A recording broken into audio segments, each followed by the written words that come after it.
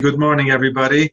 I'm going to welcome myself back from a very short journey to the States, San Diego for Shabbat, and Sunday morning, San Francisco, to give a lecture at a Jewish Studies conference. And en route coming home while sitting in the cockpit, as many of you know, I have the privilege of sitting in the cockpit many times in the jets. So I got word that we had a grandson born, and Baruch Hashem, b'shal tov v'mitzlachat, everything went well. And we're looking forward to a Brit this coming Tuesday. Tonight and tomorrow, as you know, is Asara Tevet. Today, that makes today the 9th of Tevet, right? So what? Well, we're going to see that there's something of a big deal about the 9th of Tevet. Before we get to that, a moment about the Som HaAsiri, the fast of the 10th month. So we know that normally the world of She'ilot Utshuvot, responsa literature, where people ask great Rabbanim She'ilot questions, and then there was a response, and those responses were then committed to writing and ultimately to print. And of course, today everything is digitalized, but this is 1,000 years of rabbinic activity. From the end of the days of the Geonim, we have responsa literature from the days of the Geonim, certainly from the days of the Rishonim, the Middle Ages. We have enormous amount of material from the Rambam and from Rashi and Rabbeinu Tam, his grandson, of responsa nature. And then, of course, when you get into the more modern age, the big names that come to mind are the Chatam Sofer and the Nuda Yehuda and Rabbi Kiva Eger, up until our generation of Rav Moshe Feinstein and Rav Abad Yosef. These people have published enormous amount of material of She'ilot Utshuvot. What we don't realize is that the process doesn't begin 1,000 years ago. Already in the days of the Gemara, you have sparingly questions that are asked for immediate halachic responses. So there's some type of you might say a forerunner of She'ilot Utshuvot, this type of responsa Torah already in the Gemara. I mean, it's here and there, it's sporadic, but extremely rare is to find that kind of activity in Tanakh. Very, very rare. Now, in the Chumash itself, you have very few examples where Moshe Rabbeinu is inquiring by HaKadosh Baruch Hu, what should I do? The parsha of the Mekoshesh Eitzim, the parsha of the daughters of Tzlafchad. You see that Moshe Rabbeinu himself is not 100% clear what should be a halachic response, so he turns to HaKadosh Baruch Hu, and HaKadosh Baruch Hu God is the posek halacha for Moshe. But other than that, you don't see any type of question-answer that goes on in the Chumash, and neither in the Nevi'im Rishonim and Achronim. And having said that, in the book of Zechariah, in the 7th parak, we actually have a shaila. A shaila in a very classical sense, a shaila. People asked the prophet, the Navi Zechariah, at the beginning of the building of the second Beit HaMikdash, after having gone through 70 years of exile, Galut Bavel, and fasted the 4 fasts commemorating the destruction of the Beit HaMikdash, the fast in the month of Tammuz, the fast in the month of Av, the fast in the month of Tishrei, which is Tzom Gedalia, and the fast in the month of Tevet. In a moment, we'll see what that's all about. Shall we continue fasting these fast days now that the Beit HaMikdash is being constructed and it's going to be up and running? Well, to use the phrase lifted out of the book of Zechariah, Ha'efke et Tzom HaChamishi. Shall we continue wailing, crying, mourning the Beit HaMikdash in the month of Av, the 5th month? Ha'efke et Tzom HaChamishi. We get in the 8th chapter of Zechariah a beautiful answer, but it's so beautiful that we're not sure what the answer is. You know, sometimes you can give such a perfect answer, but we say, Tachlis, what am I supposed to do? Is it yes or no? It sounds almost, I say lahavdil now, like the congresswoman who asked the 3 great presidents of great universities, this is not a simple, difficult question, yes or no. You know, and they gave these convoluted answers. It depends on the context. But you can have a shaila, and you want to know, shall we continue fasting on Tisha B'Av or not?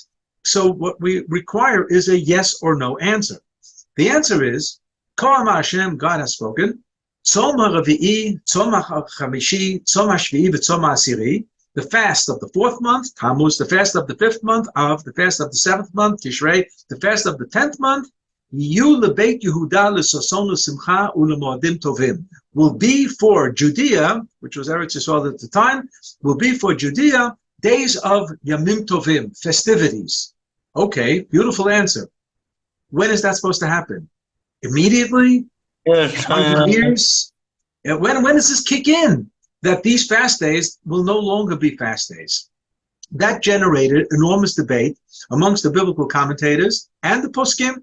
So if I jump already to the Rambam in his Laws of Ta'aniyot, the very end of the 5th chapter, he puts the realization of this prophecy in Messianic times, Yemot HaMashiach.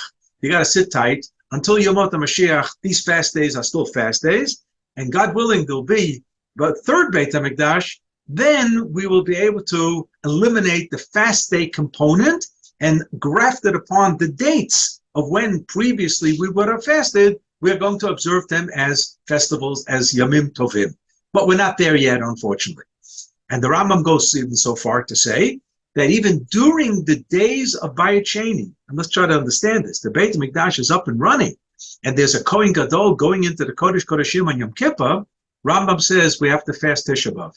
That during those 400 some odd years in the Second Temple era, we still fasted Tisha B'Av, and with regard to the other 3 fasts, they were optional, but they were still on the books. They were still on the books. And that's a question itself, what the difference between Tisha B'Av and the other 3. But the point is, they did not become Chagim. What Zechariah not only fails to tell us whether it's a yes or no answer, he also fails to tell us the exact date of the particular month. He says the fast of the 4th month, the fast of the 5th month, the fast of the 7th month, the fast of the 10th month. All of the above, we have difficulty with the exact date. Now, we observed the fast of the 4th month on the 17th, Shivas Tammuz. We observed the fast of the 5th month on the 9th of Av. And we observed the fast of Gedalia on the 3rd of Tishrei, day after the 2nd day of Rosh Hashanah. And we observed the fast of the 10th month, with tomorrow's date, on the date of the 10th of Tevet. That's what we do. But that's already a decision that was made based on how we resolve halachic dilemmas and controversy. Every single date, there was some controversy. So I'm not going to deal now with Tammuz, but I'll just tell you, the question was whether it was the 9th of Tammuz or the 17th of Tammuz. I'm not going to deal with Tisha B'Av. The question was whether the Beit HaMikdash was destroyed on the 7th of Av or the 10th of Av, and how Chachamim came into the date of 9th of Av that we observed the destruction of the Beit HaMikdash. Tzom Gedalia, was Gedalia assassinated on the 3rd of Tishrei, or was he assassinated on Rosh Hashanah on the 1st of Tishrei, except that it's inappropriate to have a public fast day on Rosh Hashanah, so you can't have it the next day either, because it's also Rosh Hashanah, so we push it even further to the 3rd of Tishrei, which means that according to this opinion, Tzom Gedalia is always a nidcha, it's always a pushed fast day, and it's never on time, never. But on time would have been the 1st. According to another opinion, no, the assassination took place on the 3rd. So there's a question about the event. And then comes the 10th. And the 10th is our discussion today. So there's a Gemara in Masechet Rosh Hashanah that tells us something fascinating. 2 of the giants, Rabbi Akiva, you can't get a bigger giant than Rabbi Akiva from the Chachmei HaMishnah, and Rabbi Shimon, a contemporary. And Rabbi Shimon is saying, there are 4 matters that I and Rabbi Akiva do not see eye to eye. The issue at hand that we're going to deal with is the first of the 4. The other 3 are not relevant to this discussion. And the first was, what exactly did Zechariah have in mind when he said Tzom HaAsiri, the fast of the 10th month?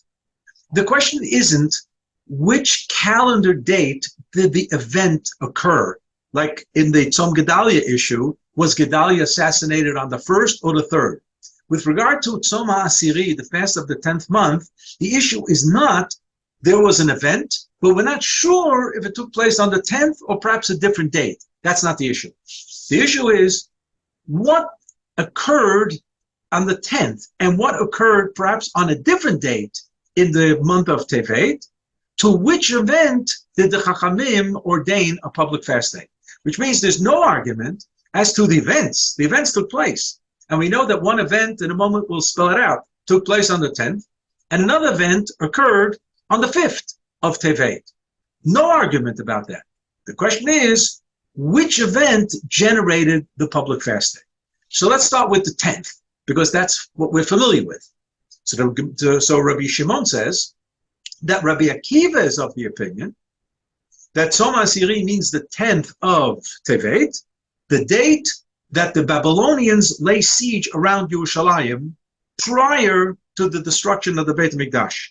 Now, Tevet is a half a year before Av, except that siege was 2.5 years before Tisha B'Av. In other words, the siege around Yerushalayim was 2.5 years. And that's the way armies did business by conquering cities. They lay siege, and then food and provisions cannot come in. People start starving, and people start killing each other out. And 90% of the work is done by the time the foreign army crashes through the city. And that's why it's an easy takeover. But that took place 2.5 years after the siege around Yerushalayim. So that happens on the 10th of Tevet. And according to Rabbi Akiva, that was the event that generated the public fast day.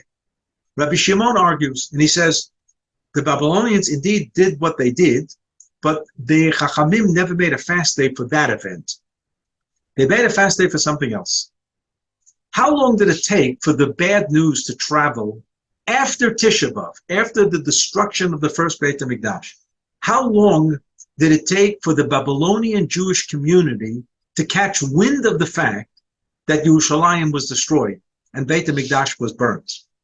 So just to give a little bit of an analogy, if a Kadosh Baruch Hu one morning would decide to destroy the sun of our solar system, how long would it take for we mortals on planet Earth to catch wind of the fact that we no longer have sunshine, which basically means we're going to perish shortly? So how long would it take? The answer is 8.5 minutes. Because when you look at the sun, obviously you shouldn't gaze at the sun, but if you take a peek at the sun, and that's okay, what you're seeing is the sun 8.5 minutes ago.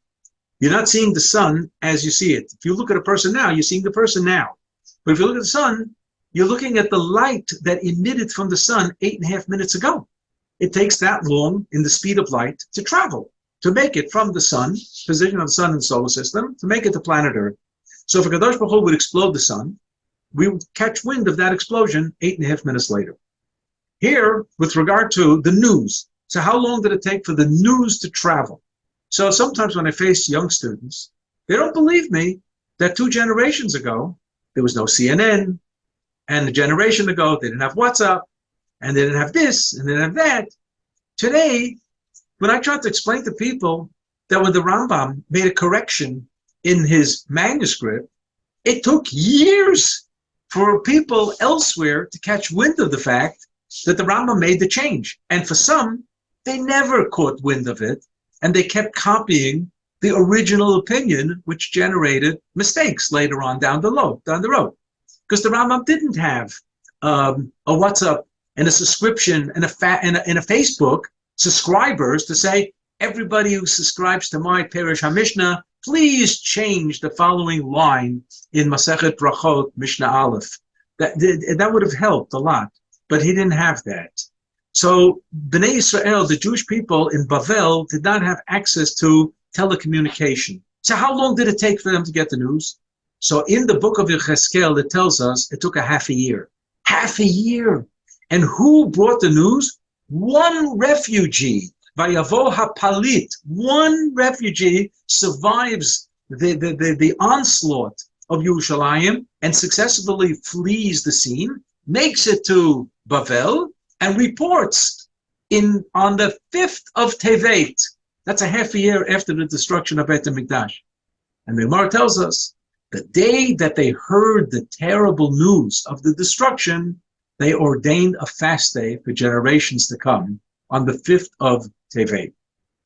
And Rabbi Shimon, who takes this opinion, that the Tzom HaAsiri, that Zechariah Hanavi was talking about at the beginning of the second Beit HaMikdash era, was not referring to the date of the Babylonians laying siege around Yerushalayim on the 10th of Tevet, was talking about the day that this one refugee makes his way to Bavel, to Babylon, and reports on the destruction a half a year later on the 5th of Tevet, which was the past Sunday, the 5th of Tevet. Now, the halacha is in accordance with Rabbi Akiva. Nobody fasted, nobody did anything special the past Sunday, the 5th of Tevet. But the Gemara gives us these two dates. But what is important, not only that it's Torah, that Rabbi Shimon had an opinion, that's okay, but the logic behind that fast day. Gadol Yom Hashmu'ah Ki Yom Srefat Beit Elokeinu. The day of just hearing the terrible news was as bad as the terrible news itself of the burning of the Beit HaMikdash. And now I'd like to just expand this. In private Avelut, we have enough experience in the world of halacha. What happens if a immediate relative passes away? We're talking about one of the 7 relatives that would obligate the others to sit shiva and observe at least 30 days, and if it's a parent, 12 months of avelut, and so on. What happens if one of those people who would be obligated to mourn the loss of somebody is not around to get the news? This has happened. Somebody is out of contact. Is just in a different country, and can't find him. You don't know where he is. And perhaps a year later, 2 years later, a person shows up and finds out his father died, his mother died, his brother died. So what do you do? What do you do? If the person would have been on the scene, the person would have been there to sit shiva and so on. So the Chazal teach of 2 different types of bearing news. Closely up front, or very close to the date of the occurrence of the passing of the person, or a distant piece of news, which means distant not in place, but in terms of time. If a person hears the news during the Shiva, then the person starts sitting Shiva. A person hears the news during Shloshim. There's also reason for him to start mourning. What if a person hears the news after a year? So there's a special halacha that you sit Shiva for 1 day. You go through the motions of 1 day of mourning. I'm just bringing to your attention that there's a concept called Shmu'ah Rechoka, which means you heard about it, but you heard about it way, way later on. Here, the Gemara tells us, in the name of Rabbi Shimon, the fact that the OUisrael in Bavel heard about the Churban later on still obligated them to mourn the loss of Beit HaMikdash. And therefore, according to Rabbi Shimon, on that date, on that calendar date of the 5th of Tevet, they decided to say, Gadol Yom HaShmu'ah Ki Yom Srefat Beit Elokeinu.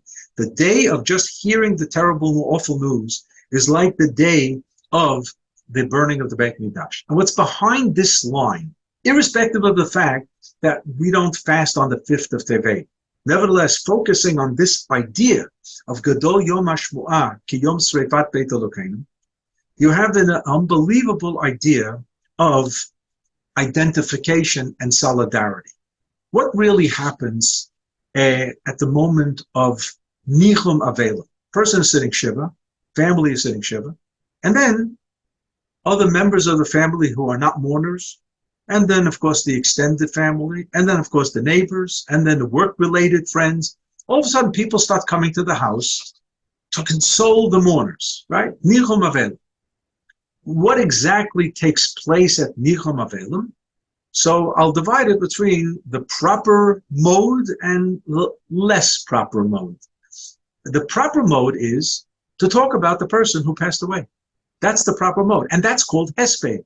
So people think a hesped, a eulogy, is a speech at the funeral. Yes, indeed, we call that a hesped. But the hesped is 7 days. The Gemara says 3 days of wailing and 7 days of hesped. Now, if I can do the math right, from first grade, 3 plus 7 is 10. Except that nobody sits Shiva for 10 days, because then it wouldn't be called Shiva, obviously. Shiva means 7. But our Rebbe Rav Soloveitchik said that the 3 and the 7 actually means 3 and 4. That there are 7 days of Hesped, which divide into 2 different styles, if you may. One is the emotional response, and those are the 3 days of crying and wailing. And the other 4 days, when a person is a little bit coming out of that emotional shock, is able to talk a little bit more with the sechel, with the mind. So it's almost a different type of hesped. But it's 7 days of hesped. The idea of coming to a shiva and saying, "Oh, how are the kids? What's new?" and making it into a type of graduation, a renewal or getting to a get together of some sort, a social gathering, and that's totally out of the question. The Avelim are only allowed to talk about the person who passed away, the Niftar or Nifteret. Fine. So there's a certain identification by coming and hearing and discussing about the person who passed away, because more often than not, people who are coming to Nichum Avelim, they never knew the person who passed away. The only reason they're coming because of some type of either family or social obligation, which is nice, which is proper. It's the proper thing, no doubt. But not to talk about social activities, but to talk about the person who passed away, so that when the person who visits comes away with a feeling of a sense of loss. Now I hear about the person and I understand what it means for the family that this person is no longer with the family. So you identify with the loss itself. That's the source of the nichum. That's the source of the consolation, where the people sitting shiva understand and feel and sense that they're not alone. They're not alone. Everybody is with them. But to really sharpen this idea, Rambam tells us something phenomenal that none of us do. I'm telling you, I've gone to plenty of shiva homes in my lifetime. I've never, ever seen this practiced. But the Rambam says, when you go for Nichum Avelim, and just as the Avelim are sitting on the ground, so of course we have an allowance of sitting on a low chair, which really means sitting on the ground. So just as the mourners are sitting on the ground, those who are coming for Nichum, for consolation, Nichum Avelim, should also sit on the ground with the Avelim. I mean, I see the eyes opening. It's a novel idea, but give it a moment's thought what that means. Rambam is saying that the person sitting shiva is sitting shiva for the week. You're going to be there for 15, 20 minutes. At least for 15, 20 minutes, sit shiva with them. Sit shiva with them. And then you'll have to get up and leave, and you'll say, Amakom Yenachem, or whatever you say. And then another group of people are going to come in and park themselves on the ground, sitting shiva with them for another 15, 20 minutes. So that the people are not sitting shiva alone. They're literally sitting shiva with other people. It's a remarkable idea. I don't know the history of the minhag here, how it happens that this idea of the Rambam just never made it.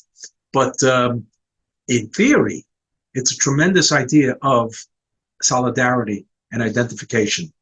And there are a few words that we use to coin that kind of sensation. It's from Tehillim, Imo Anochi B'tzara.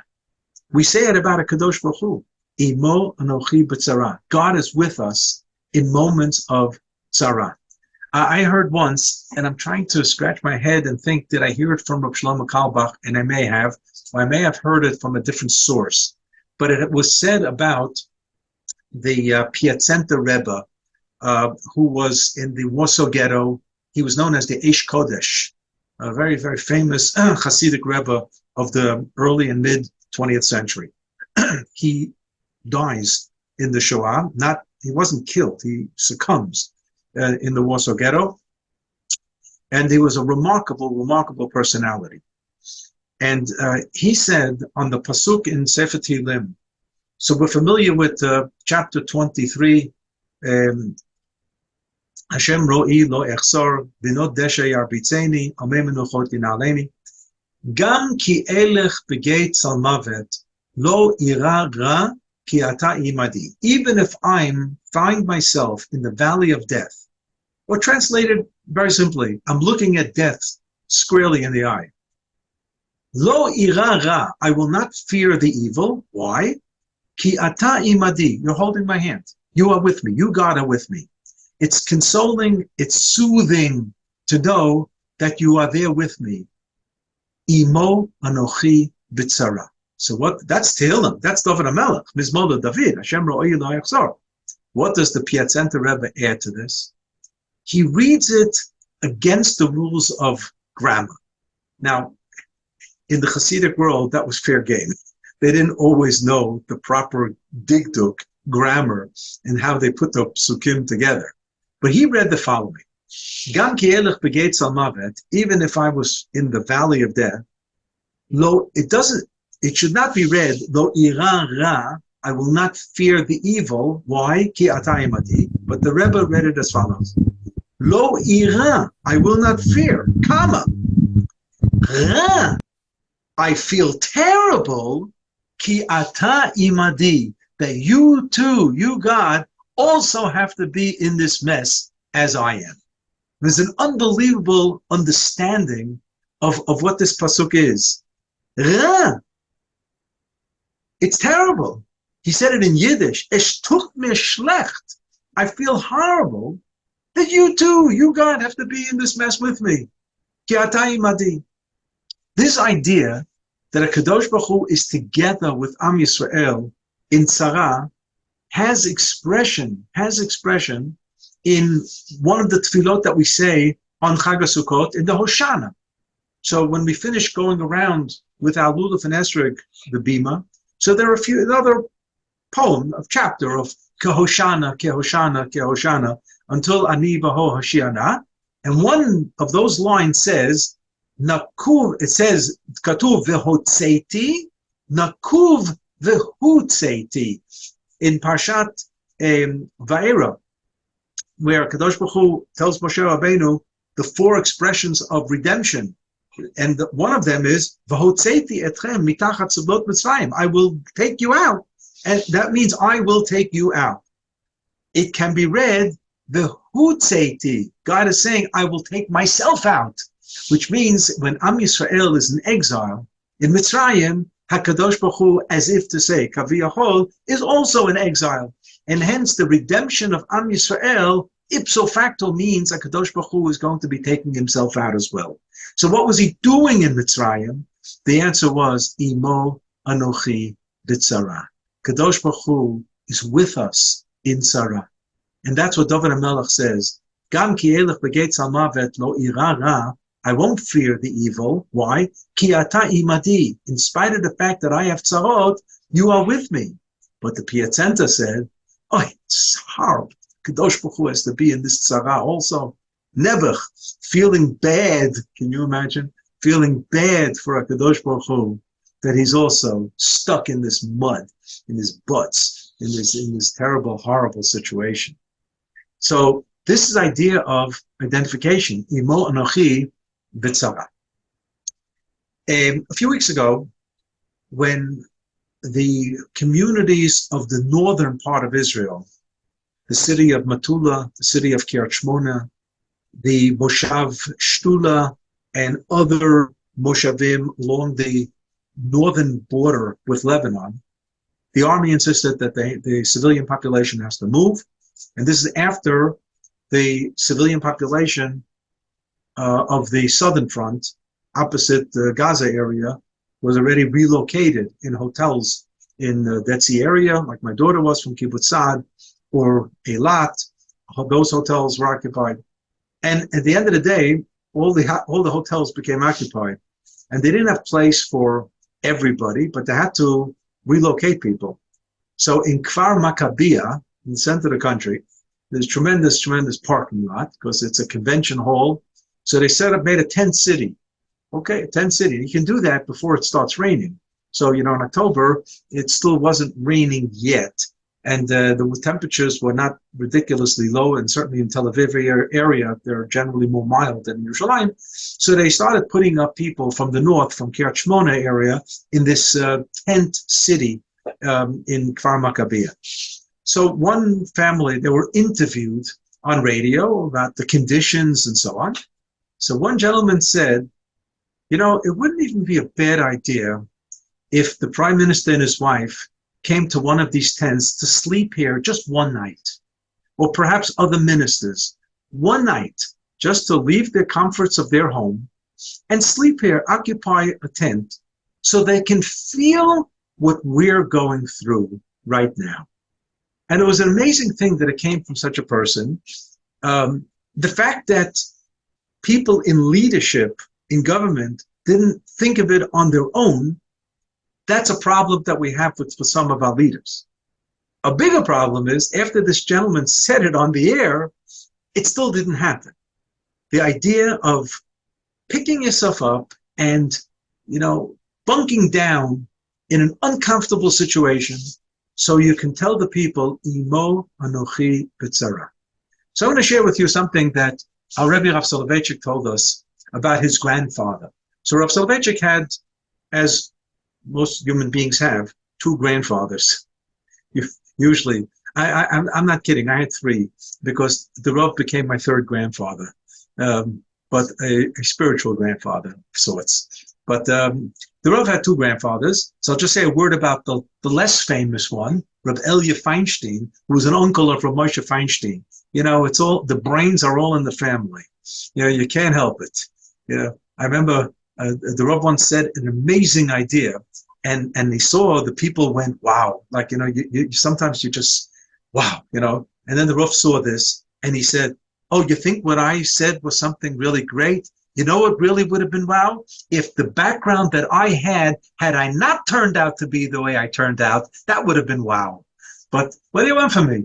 I had these great geniuses in the family, so I inherited some of their genes. That's all, no big deal, no big deal. Well, of course, he was a big deal. So the Rav's maternal grandfather was Rabbi Elia Feinstein, and he was uncle of Rabbi Moshe Feinstein, which meant that the Rav's mother was a first cousin to Rabbi Moshe Feinstein. Okay, so I'll leave that on the side. But the more famous grandfather was Reb Chaim Soloveitchik, the Rav of Brisk. So Brisk is the town of Brest-Litovsk in modern-day Belarus. And I can tell you that when we studied world history in my high school in Borough Park, and we studied the end of World War I, the Treaty of Brest-Litovsk of 1917 was one of the treaties that formalized the end of World War I. Nobody told us that Brest-Litovsk that the history teacher was talking about was the same place that the Rebbe in the morning was talking about Brisk, because Brisk was the Yiddish name for Brest-Litovsk. And nobody, made the connection. And it took years till I realized that Brest-Litovsk is Brisk. Okay, so who was born in Brisk? Menachem Begin was born in Brisk, and I took groups there to Brisk, and there's a statue of Menachem Begin right there. But I also saw the yeshiva of Brisk, where Reb Chaim Soloveitchik was the Rosh Yeshiva. He was the Rav in town. So what happened in those days, in the 18th, 19th century, and even before for sure, if there was a fire in town, there was no such thing as the fire department. A fire in town meant everybody stops what they're doing and runs with whatever you have, pails, water, and you fight the fire collectively. Because if you don't do that, it's only a question of time. Every single home is going to be burnt.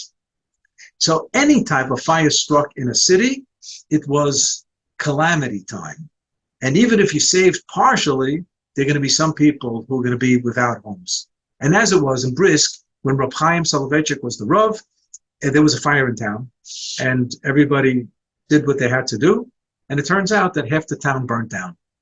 The town decided that the people who were homeless, and left many people homeless, they would occupy the shul. Apparently there was a large enough shul that people could bunk down on the floor of the shul and the lobby and even in the shul itself, and they would have to live there until the homes would be rebuilt. As it was, the home of Reb Chaim Soloveitchik, the Rav of town, his house was not burned down. What he did was he relocated to the shul, and he slept in the shul until every last homeless person was able to be relocated into some home. And the Rav even said that Reb Chaim, this Rav, great Talmid Chacham, genius, got down on all fours and gave kids piggyback rides, just so they should feel, good. Imagine they're going to grow up and tell their grandchildren that Reb Chaim Soloveitchik, who's the most quotable of the early 20th century Gedolei Yisrael in every Lithuanian yeshiva, he gave me a piggyback ride in the shul. And the Rav said that on Reb Chaim's tombstone, Reb Chaim died in 1917, was buried in Warsaw. That's a story in itself. It says Rav Chesed. Rav Chesed. That says a few other things too. but the first two words on the Matzeva is Rav Chesed. Notice, he was a Rav as a posek, he was a Rav as a Rosh Hashiva, he was a Rav as a commentator of the Rambam, he was a Rav in so many different things. But you know what the first thing we're going to say about Reb Chaim Soloveitchik? He was a Rav Chesed. That's who he was. And it's interesting that the Rav had another mishpacha, and that was the Berlin family. Who was the Berlin family? The Netziv from Volozhin. Naftali Tzvi Yehuda Berlin. Nun Sadik Yud Bet. Naftali Tzvi Yehuda Berlin, who, parenthetically, two famous sons. One was Rabbi Chaim Berlin, famous yeshiva in Brooklyn, Rabbi Chaim Berlin, and a street in not far from Rehavia, right? Rehov Berlin, near Katamon. So that's Rabbi Chaim Berlin. And the other brother, who was younger than Rabbi Chaim Berlin by 50 years, by a second mother, he was Meir Berlin, who Hebraicized his name to Bar Ilan. So the famous Rav Meir Bar Ilan, the great Zionist leader, world Zionist leader, who they named the University of Bar Ilan and the Bar Ilan Street, and so on, so on, so on, so on. It was a half brother too. Reb Chaim Berlin was a son of the Netziv from Volozhin. So the granddaughter of the Netziv of Volozhin married Reb Chaim. So they were family. And in Warsaw, the two of them are buried together. The Netziv and Reb Chaim Soloveitchik are buried one next to the other in that Warsaw cemetery.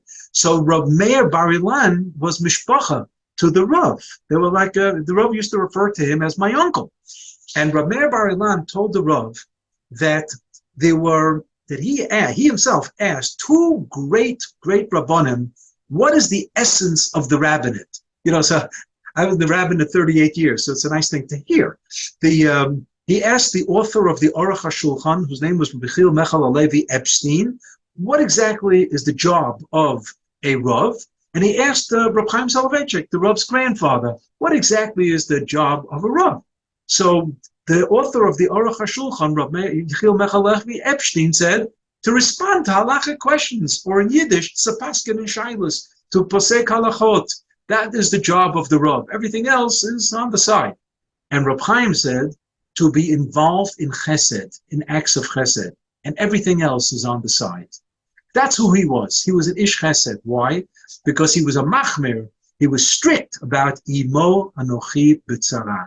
If somebody is in anguish, if somebody's in pain, you have an obligation to to identify with it and express solidarity and empathy and so on. Extremely, extremely, extremely important. And that's why today we're going through difficult times. Every morning I dread to hear the 6 o'clock or 7 o'clock news, because every morning, hutar lepersum, the army censor allowed that we can name 2 boys, 3 boys, 1 boy, every morning, somebody else. And you start listening to the names and where they're from. And just this morning, one of the 3 boys who fell yesterday in the northern part of Gaza was from Chashmonaim. So immediately my wife said, do you know him? It was a name who I don't know. I don't know when they moved into Chashmonaim. Chashmonaim became a very big town. So it was a name that didn't mean anything to me. But that doesn't make a bit of a difference. Every single one is painful. Very, very, very painful. And on the other hand, we're actually looking at giborim, heroes. I mean, I have a next door neighbor. He's an American boy, married to an Israeli, and the wife is in her 9th month, and he's deep into Gaza. Came home last night for a 24-hour furlough, and we just spoke to him this morning. It's just absolutely the courage of these boys, the fact that they understand that they have to put all their family issues on the side. That is almost an impossibility, because we're not talking about something intellectual, we're talking about something emotional. And in conformity with the Rambam, that when you're engaged in Milchemet Mitzvah, a war that is totally a mitzvah experience, you have to do it with full concentration of the war effort and not consider the consequences for your family. And they are ready to do that. They're ready to do that. Let's remember from the days of Bar Kokhba, the last time that OUIsrael had an organized army. until the emergence of the State of Israel, we did not have the opportunity to lift our hands in defending ourselves, let alone fight back. So I may have mentioned this in the previous weeks. After all the pogroms that we suffered through in the Middle Ages and even in the modern days, the only thing left for us to do was to say Kaddish and to say Yiska. That's it. We couldn't fight back. Here, the situation is radically different. So it's true, we're burying some of our soldiers. I don't know how consoling it is to say that in the Yom Kippur War, that lasted a month and a half, we lost slightly over 3,000 soldiers in a month and a half. We're now into our third month here, and unfortunately, we lost a little bit more than 120 boys in the ground action. We unfortunately lost more on the onslaught of October 7th on Simchat Torah, and it adds up to about 400 plus. But the 6-day war, we lost almost 800 soldiers. So considering statistics, if we can just separate ourselves emotionally from the fact that every soldier is a life and every soldier is a family, no doubt about it. It's just dry statistics. The situation is something that it could have been a lot worse. And I can tell you that in the 6-day war, the chaplaincy, the Rabbanut HaTzva'it, prepared for 10,000 graves. And we buried about 780. That's 7.8% of what they planned or thought, God forbid, could have happened in such a war. It's hard to be thankful to our Kadosh Baruch Hu for that which didn't happen, that we don't even know. But our Kabbalists call that Hamtakat Hadin, sweetening the judgment. That doesn't mean there'll be no judgment. Whatever the judgment is, and we accept it, Dayan Ha'emet, we accept it. But Kadosh Baruch Hu sometimes sweetens it for us and says somebody who would be killed was only wounded. Somebody who was wounded harshly and difficult has light wounds. Somebody who could have had light wounds didn't get wounded at all. There are all kinds of calculations. Am Yisrael is davening hard for everyone. We continue to do so. I'm happy to say that Am Yisrael Chutz La'aretz is in touch, and I'm not just saying in touch with Eretz Yisrael in terms of the news. They didn't need me or anybody else to tell them what's happening. They are connected to every single news station that they want to hear, and they know it. And I'm not talking about CNN and Fox News. I'm talking about the Israeli stations. They know what's going on. They know what's going on. But they're connected in Beit Knesset. They're saying Tehillim all the time. They have done so much in terms of support in so many different areas. It's heartwarming to see this kind of unity for Klal Yisrael. God willing, when this conflict is over, Am Yisrael should continue this level of Achdut. The Haftarah of this Shabbat from Sefer Yechezkel talks about the fusion and healing of the divisions of Am Yisrael, of the northern and southern kingdoms, of the tree of Yehudah and the tree of Ephraim, which symbolize the northern kingdom of Yeravam ben Nevat, and the two trees becoming one tree, Vaya Eitz Echad. Am Yisrael must remain Eitz Echad. Mi ka'amcha Yisrael, Goy Echad ba'aretz. And ba'aretz, I'm talking about ba'aretz. Mr. Hashem, we should hear good news, and the arrival in our family should symbolize great simcha for an extended simcha for not only our family, but for all of Klal Yisrael. Kol Tov, be well.